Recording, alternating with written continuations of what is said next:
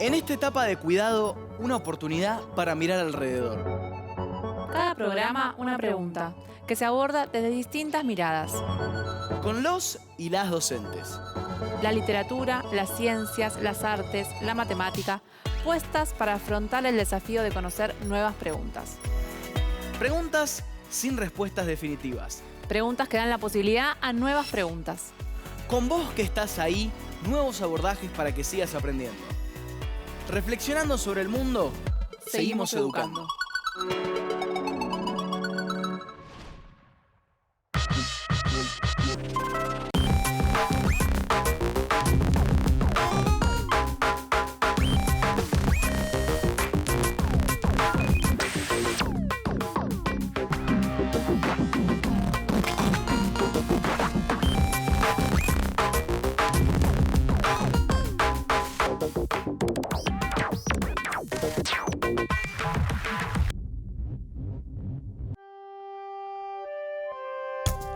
Siglo XX, cambalache, problemático y febril. Palabras de un tango de Enrique Santos Discépolo, que se hicieron sentir a lo largo de un siglo.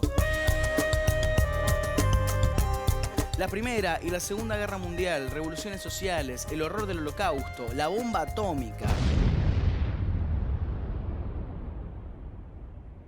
Pero también el esplendor de los avances científicos, la penicilina, el auto, el teléfono. Historias contadas por primera vez en la pantalla de un cine. Una Argentina industrializada en periodo de entreguerras. El nacer del peronismo, el movimiento obrero y el vigor sindicalista. 100 años en los que se asoman conflictos raciales, luchas de minorías, una escalada imparable de la ciencia y la tecnología. Siglo XX, ¿un cambalache? Grandes pérdidas, grandes avances.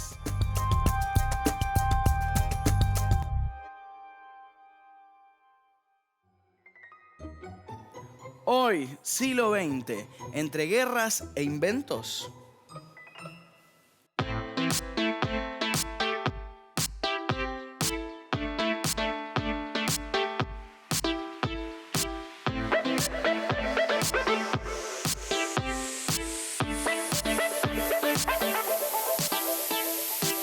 Acá estamos nuevamente para iniciar una semana más con todos los pibes y las pibas de todo el país. Nos volvemos a encontrar para acompañarlos y acompañarlas en sus estudios y para acompañar a las escuelas. Ya nos acercamos a la idea de medida desde múltiples perspectivas. Fuimos descubriendo e indagando todo lo que se puede medir y cómo pueden hacerse esas mediciones. Vamos a recuperar dos conceptos de lo visto: el tiempo y la organización de ese tiempo. ¿Se acuerdan que trabajamos juntos y juntas sobre la organización en el estudio? A mí me cuesta bastante organizarme, pero me parece que voy mejorando un poquito. A algunas personas les cuesta más y a otras menos, pero todos y todas tenemos maneras de ayudarnos y de organizarnos. Por eso conversamos sobre cómo organizarnos con las tareas, los compromisos, formas de ordenar el tiempo para que podamos llegar a hacer todo y qué relación tiene esto cuando estudiamos y los temas que estudiamos. Y ahora que estudiamos en casa, cuesta un poquito más ordenar esos tiempos y todo eso. Por eso es importante recordar los recursos que tenemos. ¿Se acuerdan que en la semana de pistas trabajamos sobre la toma de apuntes? Es muy útil ir anotando los contenidos, conceptos, temas, preguntas y dudas que van surgiendo de nuestros encuentros. Y un apunte es un material propio, así que lo pueden hacer como ustedes quieran. Con letra que después se entiendan, porque si escribimos rápido y así nomás, después no entendemos lo que queremos decir y es un desastre. Es un buen aporte. Esto mismo haríamos en el aula durante la clase. Entonces, ahora sí, lapiceras listas para la toma de apuntes, la mente preparada para descubrir y para inquietarnos con el conocimiento. Si de medir se trató la semana pasada y les dijimos recién que algo del tiempo íbamos a recuperar, vamos a medir, a revivir, a estudiar, a conocer mucho de lo que ocurrió durante el siglo XX.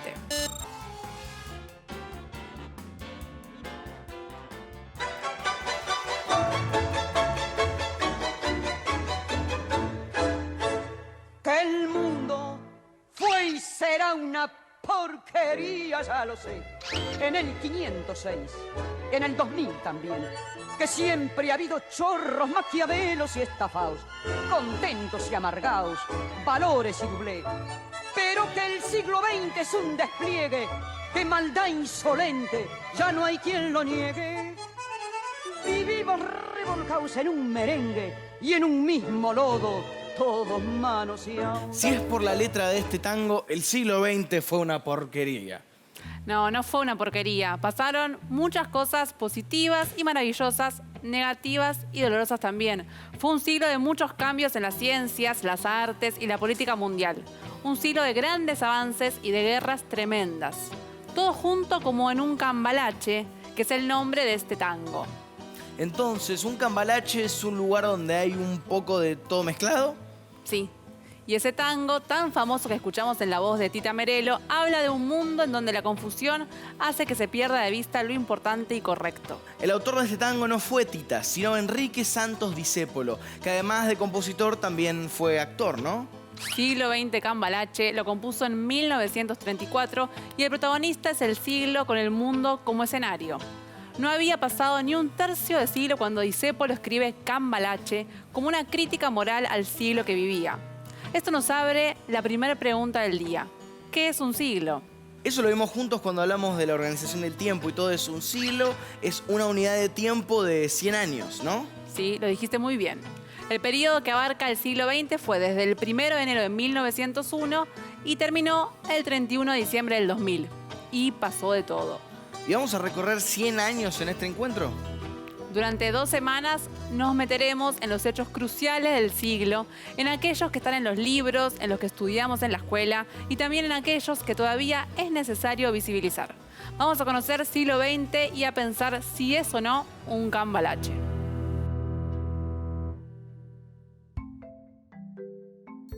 ¿Qué tuvo de particular el siglo XX? ¿Por qué razones es importante y también interesante estudiarlo? El siglo XX se caracterizó por los avances de la tecnología, medicina y ciencia, el fin de la esclavitud en los llamados países subdesarrollados, la liberación de la mujer en la mayor parte de los países occidentales, pero sobre todo por el creciente desarrollo de la industria que convirtió a varios países en potencias mundiales. Pero el siglo se destacó también por las crisis y los regímenes totalitarios que llevaron a las guerras mundiales. Un siglo con genocidio y etnocidio, con políticas de exclusión social y la generalización del desempleo y de la pobreza. Se profundizaron las desigualdades en cuanto al desarrollo social, económico y tecnológico. Un siglo marcado por las vanguardias, movimientos y creaciones experimentales e innovadoras en las artes, las culturas, la política y la filosofía. Fue una época en la que se expandieron los límites y se cambiaron las normas, sobre todo en el ámbito cultural. El tiempo contenido en el siglo XX reúne una gran cantidad de hechos. 100 años en los que ocurrieron cosas y esas cosas le pasaron a las personas, a las sociedades y a los países. Cambios profundos, dolorosos, maravillosos y horrendos. Hay causas que generan esos cambios y consecuencias de los mismos. Hay invenciones que modifican la vida humana y la mejoran.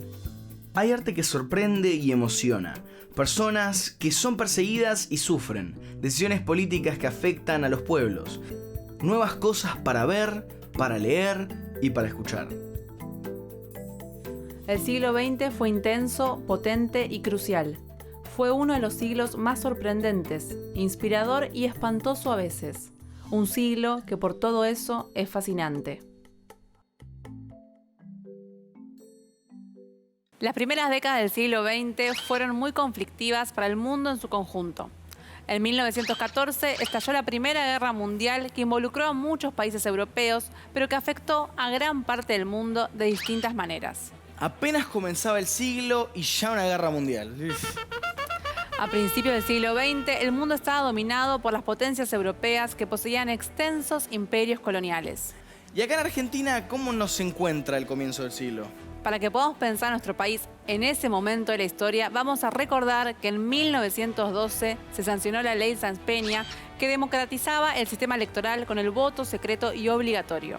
Bajo este nuevo régimen electoral fue elegido por primera vez un gobierno radical. En lo social había ciertas mejoras y durante este periodo vimos que el país se inició en la industria petrolera, aunque nuestro modelo económico seguía siendo agrícola, ganadero y exportador. Por eso vamos a poner acá una vaca que representa lo ganadero y un barco que representa lo exportador. Es decir, que vendíamos la mayor parte de nuestra producción agrícola y ganadera al exterior. Exacto. Y aunque Argentina no participó en la Primera Guerra Mundial, el conflicto interrumpió las relaciones comerciales con los países europeos hasta el fin de la guerra. A ver, más ayúdame. ¿Qué países y por qué estos países participaron en esta guerra loca? Una de las principales causas fue la rivalidad comercial entre las principales potencias europeas, en particular entre Inglaterra y Alemania, que se disputaban mercados y territorios en todo el mundo. Vamos a marcar entonces Inglaterra y Alemania.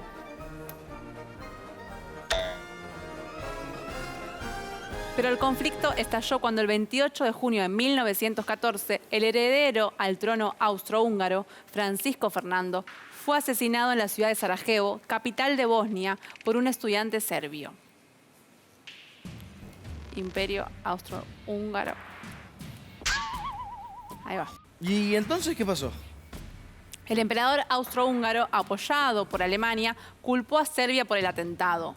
¿Y por qué eso se transformó en, una guerra mundial? Es que Serbia era aliada de Rusia. Está aquí, Rusia. Que a su vez era aliada de Francia. Pocos días después, Alemania le declaraba la guerra a Francia y decidía invadir Bélgica, lo que provocó la reacción inglesa y su entrada en el conflicto. Así que vamos a agregar también, ya agregué a Inglaterra, vamos a agregar a Bélgica. Qué sencillo, pero al mismo tiempo increíble que suena como lo contás así. Comenzaba así la Primera Guerra Mundial, en la que se enfrentaron dos bloques. Por un lado, los países de la Triple Entente, llamados comúnmente aliados. Rusia, Francia, Gran Bretaña, a la que más tarde se sumarían Italia y los Estados Unidos. Y por el otro lado, los de la Triple Alianza, conocidos como potencias centrales: Alemania, Austria, Hungría y Turquía. ¿Y cuánto tiempo duró todo esto? La Primera Guerra Mundial se desarrolló entre 1914 y 1918 y cambió drásticamente las relaciones de poder y dominación entre países. En solo 4 años provocó más de 9 millones de muertos y cerca de 20 millones de heridos.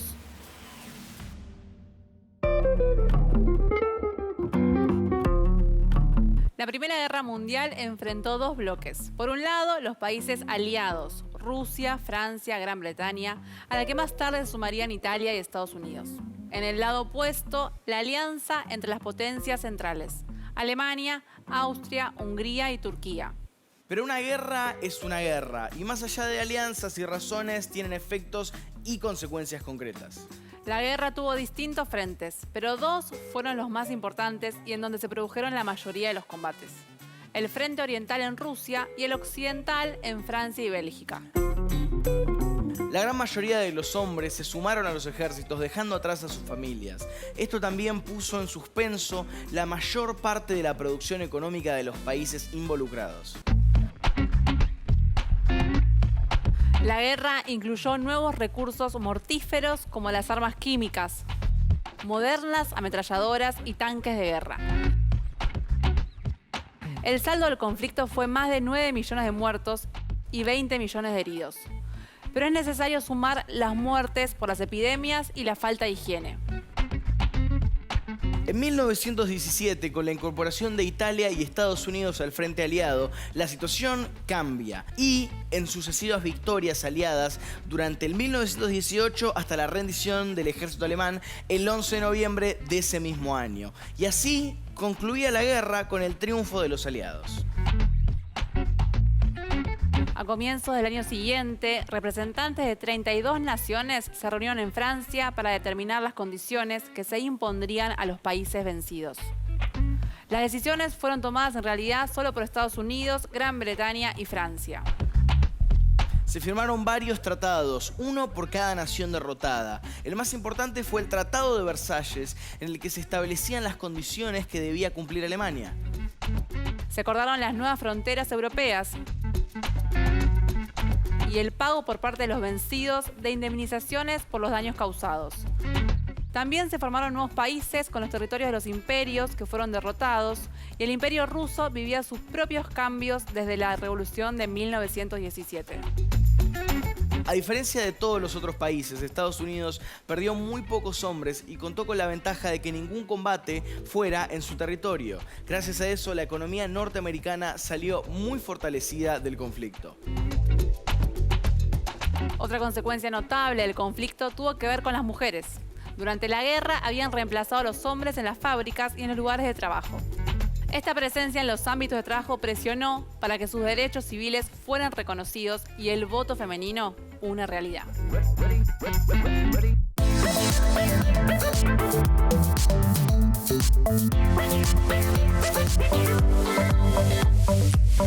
Como siempre, queremos escuchar lo que saben e imaginan ustedes sobre el siglo XX. Mi nombre es Constanza Sugo, voy al Colegio Integral y tengo 12 años. Bueno, yo soy Florencia Nelson, voy al Colegio Rivadavia y vivo en Villa María. Bueno, yo soy Felipe Mariuzzi de Barracas, de Ciudad Autónoma de Buenos Aires, y voy a la Escuela de Lenguas Vivas. ¿Qué sabés del siglo XX? En el siglo XX se dieron a cabo la Primera y la Segunda Guerra Mundial. En la Segunda Guerra Mundial murieron 6 millones de judíos injustamente por ser de otra religión. También el primer hombre llegó a la luna por primera vez. Después hubo guerras como la de Vietnam, la guerra de Golfo. También el siglo XX fue un escenario de grandes luchas por los derechos de las personas de color. El siglo XX fue un siglo donde hubo mucha violencia, muchas guerras, como así también hubieron muchos procesos y hubo mucha organización mundial. Bueno, del siglo XX yo creo que fue un siglo en el que hubo un montón como de inventos nuevos que hasta ahora siguen existiendo, se fueron perfeccionando para que sean más modernos y mejores, pero bueno, yo creo que fue un siglo en el que hubo muchos avances. ¿Qué será lo más importante del siglo pasado? Para mí es la Segunda Guerra Mundial porque murieron 6 millones de personas y fue injustamente. Para mí fueron un poco las guerras, otro poco los inventos, porque en el siglo XX se inventaron muchas cosas que tenemos hoy en día, por ejemplo la heladera, la tele, un montón de cosas. Pero las guerras también causan mucha destrucción, pero a la vez y algunos países pudieron hacer algunos acuerdos. Lo más importante del siglo pasado para mí es que hubo muchos más derechos de los que se venía teniendo las personas, y no solamente como personas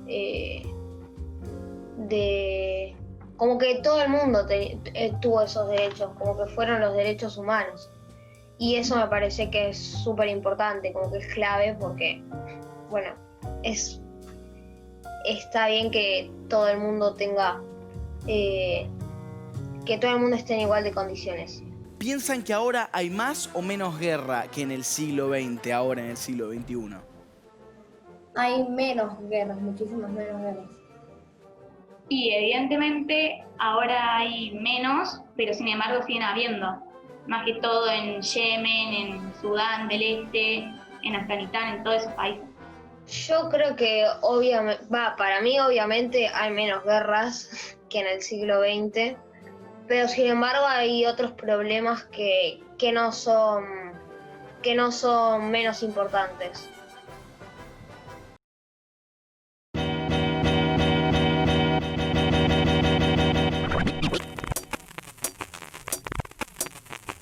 Siglo siglo XX cambalache, problemático y febril, dice el tango que compuso Discépolo, y aunque él solo había visto las primeras décadas del siglo cuando lo describió, lo define bastante bien. Un siglo que inicia con una gran guerra parece muy problemático. Seguro que sí, pero también elige Discépolo definirlo como febril, y eso tiene que ver con que pasaban muchas cosas a gran velocidad. El crecimiento, los descubrimientos y los cambios tecnológicos fueron también una marca del siglo. Justamente para seguir entendiendo al problemático y febril siglo XX, tenemos a una invitada con todo el conocimiento y las ganas de compartirlo con todas y todos. Le vamos a pedir, por favor, como siempre, que se presente y nos diga dónde vive. Buenos días a todos. Mi nombre es María Inés Tato. Soy investigadora del CONICET e historiadora, y me especializo justamente en el estudio de la Primera Guerra Mundial. En el balance de conocimiento y guerras, ¿el siglo XX es un periodo de avances o retrocesos? El siglo XX es una etapa de avance tanto a nivel científico y tecnológico como también en lo que afecta a las guerras. Es decir, vamos a ver que el desarrollo científico y tecnológico también va a ser aplicado a la guerra, por lo cual va a aumentar mucho la violencia y el grado de destrucción que va a tener la guerra. La Primera Guerra Mundial duró 4 años. ¿Cuál es el impacto que tiene en la parte del mundo que no había participado en esa guerra? La Primera Guerra Mundial es una guerra global, es una guerra que tiene alcance mundial, como lo dice su nombre. Es decir, que más allá de que haya países que no participaron militarmente en la guerra, van a verse de todos modos afectados por la guerra. Para el caso, por ejemplo, de la Argentina, que fue un país neutral, la economía se vio afectada por la falta de inversiones del exterior, por el corte de las importaciones, por los problemas que se le generan al comercio durante la guerra. Es decir, que más allá de la posición diplomática que tomen los diferentes estados, la guerra va a impactar por igual en la vida cotidiana de sus habitantes. ¿Nuestro país fue neutral o expresó algún apoyo? La Argentina se mantuvo neutral durante toda la guerra, por más que cambiaron los presidentes durante ese periodo. Sin embargo, la sociedad argentina tomó parte en la guerra, tomó posición frente a la guerra y se movilizó en favor de uno u otro de los bandos beligerantes. Tenemos que tener en cuenta que Argentina era un país de inmigración, por lo cual en 1914 el 30% de la población era extranjera. De manera que esta guerra que se desarrollaba en Europa también afectaba a esos europeos que junto a sus descendientes vivían en la Argentina. Es decir, que tenemos paralelamente una política neutral del Estado argentino y una sociedad que está muy involucrada y muy movilizada por la guerra. ¿Cuáles son los avances que cambian el comienzo del siglo positivamente? A comienzos del siglo XX, la sociedad experimenta un fuerte desarrollo científico que mejora la condición de vida de la gente. Se inventan las vacunas, los rayos X, la aspirina, es decir, que la gente va a empezar a tener una mejor situación en su vida cotidiana. También va a aumentar la democratización, es decir, la gente se va a involucrar votando, participando en elecciones, participando en la vida política, y va a haber también un fuerte desarrollo tecnológico aplicado a otros campos. Vamos a tener la revolución de las comunicaciones, con el telégrafo, con el ferrocarril, y en ese aspecto el desarrollo de la segunda revolución industrial va a facilitar todo un avance científico y tecnológico que se va a aplicar a la vida cotidiana.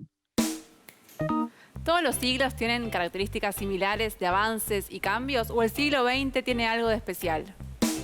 El siglo XX se caracterizó por una paradoja. Por un lado, por el avance de la violencia, que se va a manifestar por primera vez con la Primera Guerra Mundial y va a llegar a su punto más alto durante la Segunda Guerra Mundial.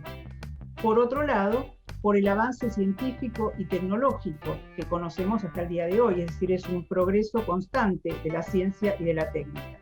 Sin embargo, lo que también va a caracterizar a este siglo es la aplicación de esa ciencia y de esa tecnología para lograr una mayor destrucción, no para fines positivos, sino en este sentido, para fines negativos. muchas gracias por compartir todo ese conocimiento con los chicos y chicas de todo el país. Bueno, chicos, espero que les haya interesado lo que estuvimos conversando, que les resulte útil y nos vemos en otra ocasión. Adiós. En 1900, para la Feria Mundial en París, se produjeron alrededor de 87 estampas producidas por el francés Jean-Marc Coté y diversos artistas más. Su función era imaginar cómo sería el año 2000. Bueno, son bastante fantasiosas y no se parece a lo que vimos en realidad, pero es verdad que el siglo trajo un poco de todo eso, porque fue una época en la que avanzaron los medios de transporte, la industria y, bueno, las tecnologías de la guerra. Pero lo realmente importante que nos muestran las estampas es la expectativa que tenía la sociedad para el siglo que se iniciaba. Esperaban cambios basados en nuevas maquinarias, avances que se aplicaran a la guerra, a la producción y al transporte. Y pensando precisamente en el transporte es que apareció un nuevo invento que revolucionaría la vida de toda la humanidad.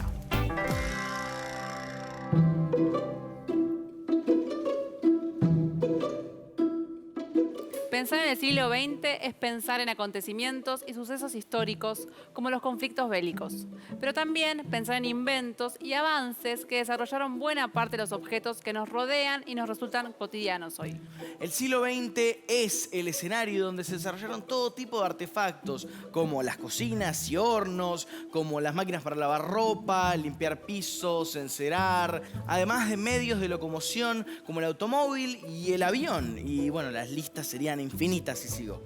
Vamos a detenernos en uno de esos inventos de una importancia indiscutible, el automóvil. Aunque su invención le corresponde al siglo XIX, su producción industrial se desplegó con el inicio del siglo XX.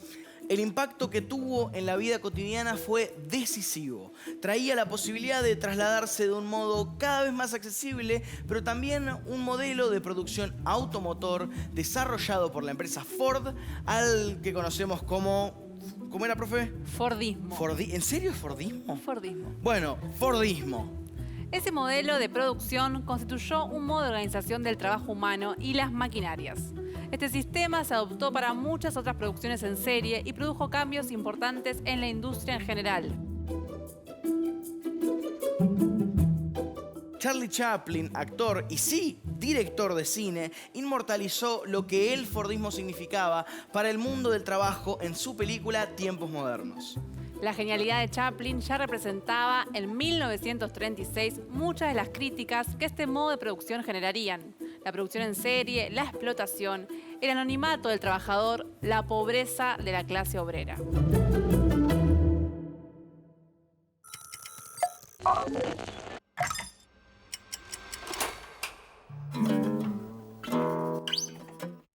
El tango Cambalache, compuesto por Enrique Santos Discépolo en 1934. Lo cantó por primera vez Sofía Bozán en el Teatro Maipo de Buenos Aires. Lo cantaron incontables artistas, pero posiblemente la versión más famosa fue la de Julio Sosa. Es un tango que no pierde vigencia, aunque hable de un siglo que ya terminó. Probablemente sea porque, bueno, habla del ritmo del mundo y de la falta de sentido desde la mirada de una persona común. Año 1935. Esa tristeza también estaba en la Argentina. Claro. Plena década infame, año 35. Es decir, el fraude se había enseñoreado de la Argentina. Y además, como para completarlo, el mismo mes del asesinato en el Senado de la Nación, muere Carlos Gardel. Entonces, los argentinos están diciendo, bueno, ¿qué pasa con todo esto? Y él la pega sin mencionar a la Argentina, curiosamente. Creo que el dato más importante es que él no menciona a la Argentina. Claro, por está eso... diciendo siglo XX Cambalache. Y de alguna manera Discépolo sigue ocupando ese lugar como una especie de conciencia de la argentinidad, ¿no? Claro. En este momento estamos poniendo la cajita en la vidriera que dice Cambalache. Me gustaría que me digas vos qué frase pondrías para presentar la canción. Creo que justamente lo que más le tocó a la gente. Siglo XX, Cambalache, problemático y febril.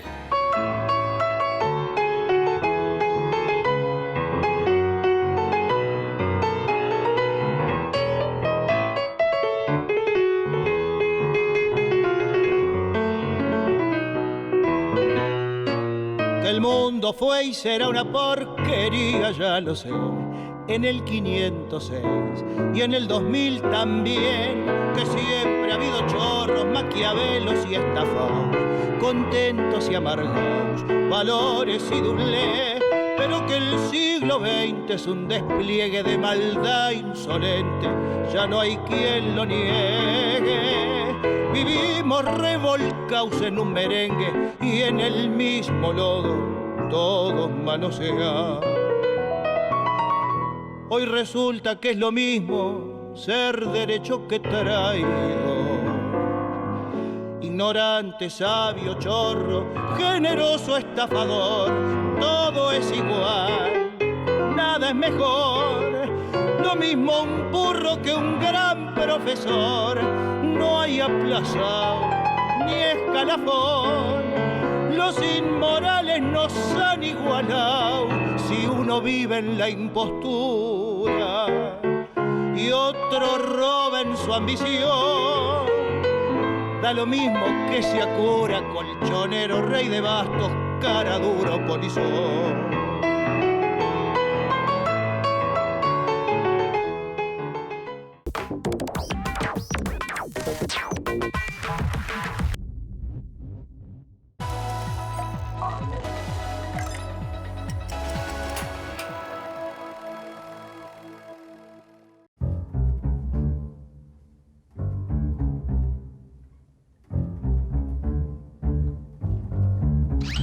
El reconocido escritor uruguayo Horacio Quiroga nació en Salto en 1878. Es considerado uno de los mayores cuentistas latinoamericanos de todos los tiempos, cuya obra se sitúa en la emergencia de las vanguardias de inicios del siglo XX. Luego de un tiempo de vida en París, elige Argentina para instalarse. En 1909 llegó a la selva misionera como fotógrafo, acompañando a Leopoldo Lugones en un relevamiento de las ruinas jesuíticas. Poco después, y fascinado por el paisaje de la selva, adquirió varias hectáreas cerca de San Ignacio y se estableció con su familia en el lugar que fue su laboratorio literario y fotográfico. Es la ambientación de Cuentos de la Selva, libro que aparece en 1918. Cuentos de la Selva ha sido y es para generaciones de niños y niñas la puerta de entrada a la inconmensurable naturaleza misionera, pero por sobre todo a una forma de interpretarla y así interpelarnos a nosotros mismos. Horacio Silvestre, ese era su premonitorio segundo nombre, Quiroga, pintó con letras los paisajes verdes y colorados de Misiones y le dio la palabra a su fauna para apropiarse de un mundo y hacer aflorar las emociones y pasiones humanas más básicas y profundas. Hoy vamos a leer un cuento llamado Las medias de los flamencos. Cierta vez las víboras dieron un gran baile. Invitaron a las ranas y los sapos, a los flamencos y a los yacarés y a los pescados. Los pescados, como no caminan, no pudieron bailar, pero siendo el baile a la orilla del río, los pescados estaban asomados a la arena y aplaudían con la cola. Los yacarés, para adornarse bien, se habían puesto en el pescuezo un collar de bananas y fumaban cigarrillos paraguayos. Los sapos se habían pegado escamas de pescado en todo el cuerpo y caminaban meneándose como si nadaran. Y cada vez que pasaban muy serios por la orilla del río, los pescados les gritaban haciéndoles burla. Las ranas se habían perfumado todo el cuerpo y caminaban en 2 pies. Además, cada una llevaba colgando como un farolito una luciérnaga que se balanceaba. Pero las que estaban hermosísimas eran las víboras. Todas, sin excepción, estaban vestidas con traje de bailarina del mismo color de cada víbora. Las víboras coloradas llevaban pollerita de tul colorado, las verdes una de tul verde, las amarillas otra de tul amarillo y las yararás una pollerita de tul gris pintada con rayas de polvo de ladrillo y ceniza, porque así es el color de las yararás. Y las más espléndidas de todas eran las víboras de coral, que estaban vestidas con larguísimas gasas rojas, blancas y negras y bailaban como serpentinas. Cuando las víboras danzaban y daban vueltas apoyadas en la punta de la cola, todos los invitados aplaudían como locos. Solo los flamencos, que entonces tenían las patas blancas y tienen ahora como antes la nariz muy gruesa y torcida, solo los flamencos estaban tristes, porque como tienen muy poca inteligencia, no habían sabido cómo adornarse. Envidiaban el traje de todos, y sobre todo el de las víboras de coral, Cada vez que una víbora pasaba por delante de ellos, coqueteando y haciendo ondular las gasas de serpentinas, los flamencos se morían de envidia. Un flamenco dijo entonces: «Yo sé lo que vamos a hacer. Vamos a ponernos medias coloradas, blancas y negras, y las víboras de coral se van a enamorar de nosotros». Y levantando todos juntos el vuelo, cruzaron el río y fueron a golpear en un almacén del pueblo. «Tan tan», pegaron con las patas. «¿Quién es?», respondió el almacenero. «Somos los flamencos. ¿Tiene medias coloradas, blancas y negras?». «No, no hay», contestó el almacenero. «Están locos. En ninguna parte van a encontrar medias así». Los flamencos fueron entonces a otro almacén. «Tan tan, ¿tiene medias coloradas, blancas y negras?». El almacenero contestó: «¿Cómo dice? Coloradas, blancas y negras. No hay medias así en ninguna parte. Ustedes están locos. ¿Quiénes son?». «Somos los flamencos», respondieron ellos. Y el hombre dijo: «Entonces son con seguridad flamencos locos». Fueron entonces a otro almacén. «Tan tan, ¿tiene medias coloradas, blancas y negras?». El almacenero gritó: «¿De qué color? Coloradas, blancas y negras. Solamente a pájaros narigudos como ustedes se les ocurre pedir medias así. Váyanse enseguida». Y el hombre los echó con la escoba. Los flamencos recorrieron así todos los almacenes y de todas partes los echaban por locos. Entonces, un tatú, que había ido a tomar agua al río, se quiso burlar de los flamencos y les dijo, haciéndoles un gran saludo: «Buenas noches, señores flamencos. Yo sé lo que ustedes buscan. No van a encontrar medias así en ningún almacén. Tal vez haya en Buenos Aires, pero tendrán que pedirlas por encomienda postal. Mi cuñada, la lechuza, tiene medias así. Pídanselas y ella les va a dar las medias coloradas, blancas y negras». Los flamencos le dieron las gracias y se fueron volando a la cueva de la lechuza. Y le dijeron: «Buenas noches, lechuza. Venimos a pedirle las medias coloradas, blancas y negras. Hoy es el gran baile de las víboras y si nos ponemos esas medias, las víboras de coral se van a enamorar de nosotros». «Con mucho gusto», respondió la lechuza. «Esperen un segundo y vuelvo enseguida». Y echando a volar, dejó solos a los flamencos y al rato volvió con las medias. Pero no eran medias, sino cueros de víboras de coral, lindísimos cueros recién sacados a las víboras que la lechuza había cazado. «Aquí están las medias», les dijo la lechuza. «No se preocupen de nada, sino de una sola cosa.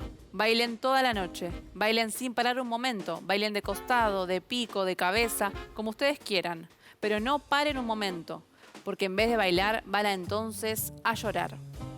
Pero los flamencos, como son tan tontos, no comprendían bien qué gran peligro había para ellos en eso, y locos de alegría se pusieron los cueros de las víboras de coral como medias, metiendo las patas dentro de los cueros, que eran como tubos, y muy contentos se fueron volando al baile. Cuando vieron a los flamencos con sus hermosísimas medias, todos les estuvieron envidia. Las víboras querían bailar con ellos, únicamente, y como los flamencos no dejaban un instante de mover las patas, las víboras no podían ver bien de qué estaban hechas aquellas preciosas medias. Pero poco a poco, sin embargo, las víboras comenzaron a desconfiar. Cuando los flamencos pasaban bailando al lado de ellas, se agachaban hasta el suelo para ver bien. Las víboras de coral, sobre todo, estaban muy inquietas. No apartaban la vista de las medias y se agachaban también, tratando de tocar con la lengua las patas de los flamencos, porque la lengua de las víboras es como la mano de las personas. Pero los flamencos bailaban y bailaban sin cesar, aunque estaban cansadísimos y ya no podían más.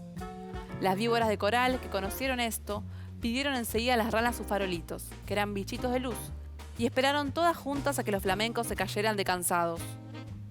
Efectivamente, un minuto después, un flamenco que ya no podía más tropezó con el cigarro de un yacaré, se tambaleó y cayó de costado. Enseguida las víboras de coral corrieron con sus farolitos y alumbraron bien las patas del flamenco. Y vieron qué eran aquellas medias y lanzaron un silbido que se oyó desde la otra orilla del Paraná. «¡No son medias!», gritaron las víboras. «Sabemos lo que es, nos han engañado. Los flamencos han matado a nuestras hermanas y se han puesto sus cueros como medias. Las medias que tienen son de víboras de coral». Al oír esto, los flamencos, llenos de miedo porque estaban descubiertos, quisieron volar. Pero estaban tan cansados que no pudieron levantar una sola ala. Entonces las víboras de coral se lanzaron sobre ellos y enroscándose en sus patas les deshicieron a mordiscones las medias. Les arrancaban las medias a pedazos, enfurecidas, y les mordían también las patas para que murieran. Los flamencos, locos de dolor, saltaban de un lado para otro, sin que las víboras de coral se desenroscaran de sus patas. Hasta que al fin, viendo que ya no quedaba un solo pedazo de media, las víboras los dejaron libres, cansadas y arreglándose las gasas de sus trajes de baile. Además, las víboras de coral estaban seguras de que los flamencos iban a morir, porque la mitad, por lo menos, de las víboras de coral que los habían mordido eran venenosas. Pero los flamencos no murieron. Corrieron a echarse al agua sintiendo un grandísimo dolor. Gritaban de dolor, y sus patas, que eran blancas, estaban entonces coloradas por el veneno de las víboras. Pasaron días, y siempre sentían terrible ardor en las patas, y las tenían siempre de color de sangre porque estaban envenenadas. Hace de esto muchísimo tiempo, y ahora todavía están los flamencos casi todo el día con sus patas coloradas metidas en el agua, tratando de calmar el ardor que sienten en ellas. A veces se apartan de la orilla y dan unos pasos por la tierra para ver cómo se hallan, pero los dolores del veneno vuelven enseguida y corren a meterse en el agua. A veces el ardor que sienten es tan grande que encogen una pata y quedan así horas enteras porque no pueden estirarla. Esta es la historia de los flamencos, que antes tenían las patas blancas y ahora las tienen coloradas. Todos los pescados saben por qué es y se burlan de ellos. Pero los flamencos, mientras se curan en el agua, no pierden ocasión de vengarse, comiéndose a cuanto pescadito se acerca demasiado a burlarse de ellos. Esto fue Las medias de los flamencos, de Horacio Quiroga, del libro Cuentos de la Selva. Ey, pará, pero ¿qué está pasando? Nos estamos poniendo en situación, me parece, para hablar de uno de los eventos más interesantes del siglo XX. El cine. Amo el cine, así que quiero saber todo lo que tengas que decir. Yo te escucho. Soy un ojo mecánico. Yo, la máquina, os muestro un mundo del único modo que puedo verlo. Me libero hoy y para siempre de la inmovilidad humana. Estoy en constante movimiento. Me aproximo y me alejo de los objetos. Me arrastro bajo ellos. Me mantengo a la altura de la boca de un caballo que corre. Caigo y me levanto con los cuerpos que caen y se levantan. Esta soy yo, la máquina que maniobra con movimientos caóticos, que registra un movimiento tras otro en las combinaciones más complejas. Liberado de los límites del tiempo y del espacio, coordino cualesquiera y todos los puntos del universo, allí donde yo quiera que estén. Mi camino conduce a la creación de una nueva percepción del mundo. Por eso, os explico de un modo nuevo el mundo desconocido para vosotros. Así definía el director soviético Dziga Vertov el impacto que tenía la invención del cine para la humanidad. El cine trajo posibilidades de mostrar el mundo real y lo imaginado de maneras increíbles. Pero fue necesario aprender a ver esa nueva manera de contar historias. La gente al comienzo reaccionaba con asombro y hasta en algunos casos miedo. El cine es uno de los grandes protagonistas del siglo XX. Su invención en 1895 no solo fue el comienzo de unas nuevas formas de narrar a través de imágenes en movimiento, sino que trajo también la posibilidad de que el mundo, sus culturas, sus historias estuvieran allí, delante de los ojos, a disposición de todos y de todas, sin necesidad de saber leer y escribir para verlo. Un lenguaje nuevo que trajo la masividad. El cine abrió las puertas de nuevos mundos, permitió encontrarse con otras voces, con historias de vida, con otras geografías, incluso con imágenes realizadas desde una perspectiva hasta entonces, inimaginable. Y hoy nos sigue acompañando y definitivamente maravillando.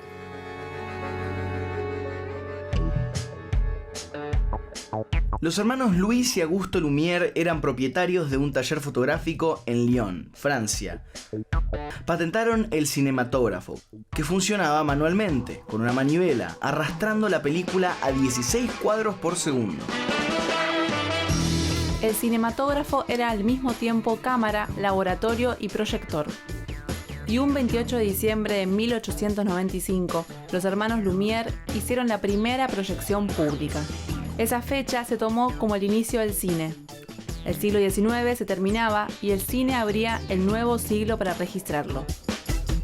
La proyección se hizo en un salón pequeño de París. Se proyectaron 10 películas muy cortas, entre ellas Salida de los obreros de la fábrica Lumière.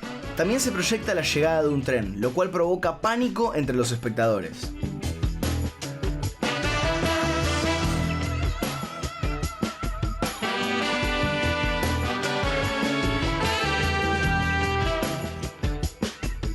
La fama del cinematógrafo de los Lumière se expandió en la sociedad parisina.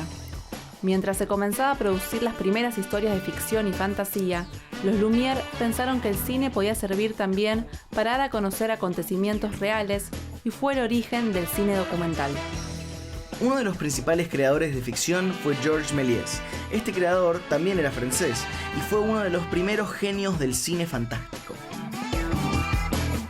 En sus películas abundaban los trucos para lograr efectos fantásticos que ahora son parte del lenguaje cinematográfico. Cuando los Lumière realizaban sus primeras filmaciones, Méliès ya era una persona conocida en París. Trabajaba en un teatro de variedades llamado Teatro Houdini y se dedicaba al ilusionismo. Toda la experiencia que tenía fue volcada en la realización de sus cortometrajes. Una de sus películas más conocidas es Viaje a la Luna y la hizo en 1902. Está inspirada en la novela de Julio Verne y se convirtió en referencia para todo el cine fantástico posterior. Trata sobre un grupo de científicos que viajan a la Luna. Duraba apenas 12 minutos y era larguísima para la época.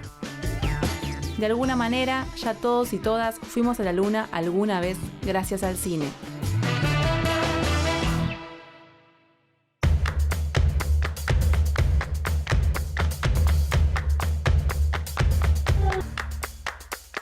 Algo me dice que vamos a crear algo que tiene que ver con el...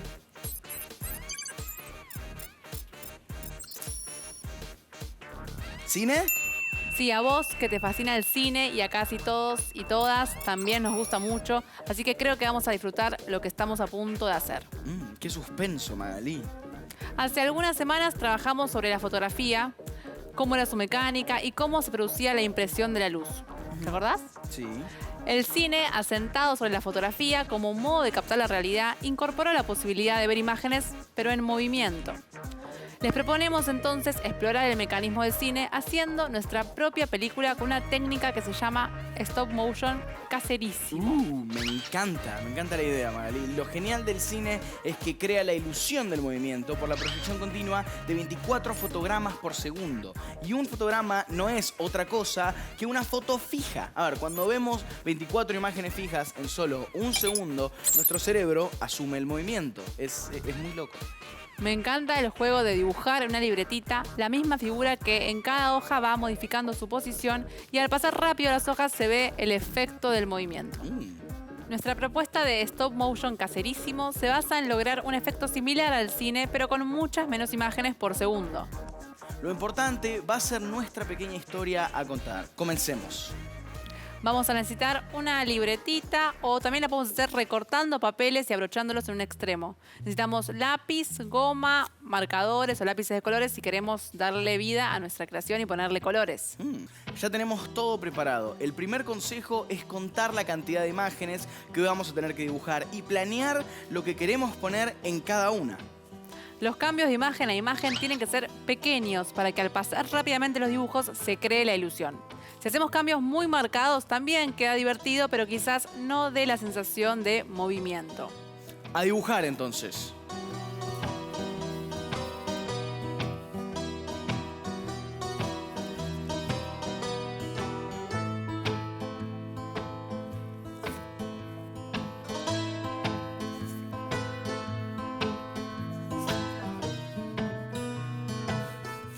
¿Terminamos? Sí.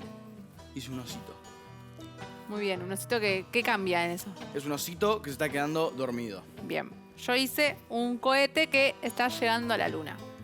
Ahora vamos a ver.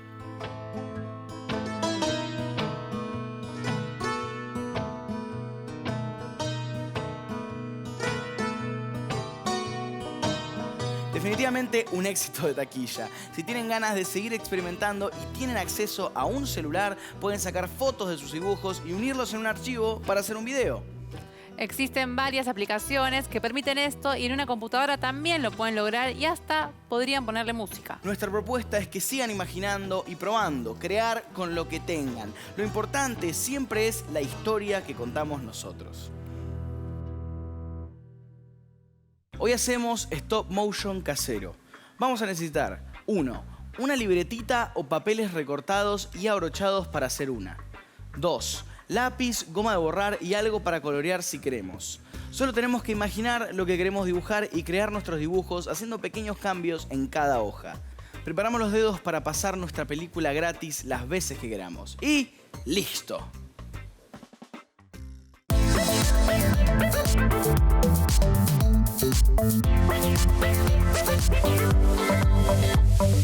Y volvemos a este momento importante para que nos cuenten lo que piensan y opinen con sus palabras sobre lo que fuimos compartiendo en el encuentro de hoy. A ver, niños y niñas del siglo XXI, los y las escuchamos. ¿El siglo XX les parece muy distinto del siglo XXI? Sí, es muy distinto porque hubo menos guerras que el siglo pasado. Por ejemplo, el internet cambió de vincularlos, por ejemplo, la manera de enseñar, trabajar y entretener. Más que todo de mentalidad me parece muy distinto, porque cambiaron muchas cosas, la gente empezó a pensar distinto, pero también han cambiado cosas como la moda, un montón de cosas cambiaron. Que sí, podría decir que sí. Sí, muchísimo. Sí, re. Los cambios que hubo en la tecnología, en la ciencia, en la salud, en las mentes también, me parece que sí. ¿Qué título le pondrían ustedes a una película que contara todo sobre el siglo XX? Le pondría de título El siglo de las guerras e injusticias. Cambios, más que todo cambios, porque... Creo que le pondría El siglo del blanco y negro.